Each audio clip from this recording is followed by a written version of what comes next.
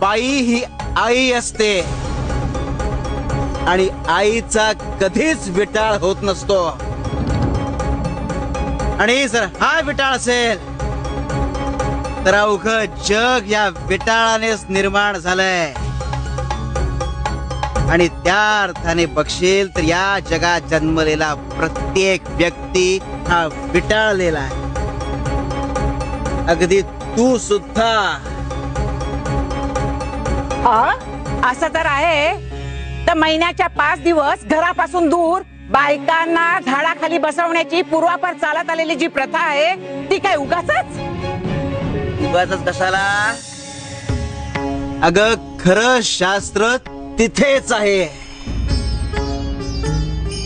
आता मला सांग, तुम्ही बायका दिवस रात्र घरात राब राब राबता